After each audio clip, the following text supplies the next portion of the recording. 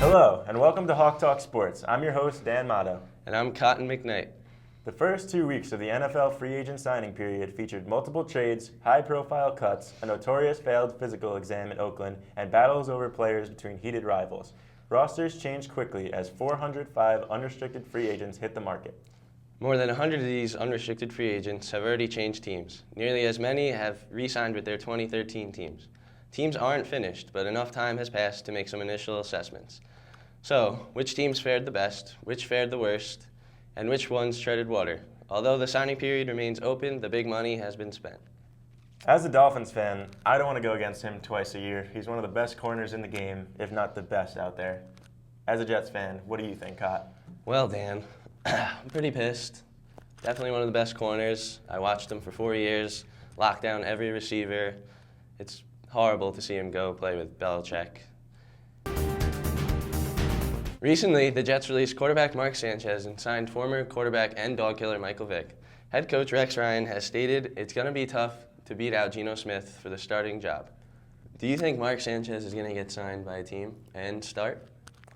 Well, Cot, I think he's going to get signed. I don't think he's going to start. I think the Eagles are very interested in him. He's a very good backup for Nick Foles.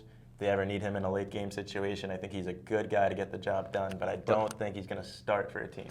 But you don't think that him leading a team to 2 AFC championships makes him worthy of being a starting quarterback? Maybe, but that was 5 years ago, and I don't think It was he's 2009 still got and it in him. 2010. Well, whatever. I don't think he's going to start, but he's definitely going to get signed. All right. Moving on, a lot of veteran defensive ends have new homes for the upcoming season.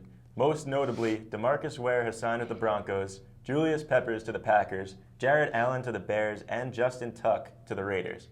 It's going to be very interesting to see all these new faces in different places. Moving back to football, basketball players turned football stars won't be able to show off their hops in the NFL anymore. Players no longer will be allowed to dunk the football over the crossbar of the goalpost in celebration.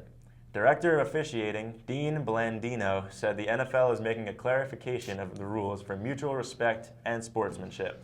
What do you think, Cot? Well, Dan, this bland man named Blandino said we'd put a rule in several years ago about not using props on the football field.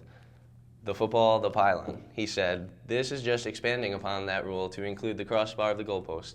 In other rule changes, the NFL officiating department will help referees rule on instant replay reviews starting next season. The NFL has been trying to tone down taunting and celebrations on the field over the last few years, but I feel it takes away from the fun of the game. Definitely. They should just let them play. Seriously. And that's how you get in the other team's heads. Yeah. In local news, the SUNY New Paltz men's volleyball team remained ranked at number 3 in the Week 9 edition of the American Volleyball Coaches Association NCAA Division III Men's Coaches Top 15 poll, with 175 total points and 2 first-place votes, as announced Tuesday by the AVCA. Well, Dan, this is quite the accomplishment and deserves a round of applause. Congrats, guys. The Hawks were idle last week and didn't see any change in positioning. Springfield College moved up to number 1 with Juanita College as both accrued 186 total points. Riviere College moved into a tie with Carthage College for the number 4 ranking to round out the top 5. Thanks for watching Hawk Talk Sports. We love you guys.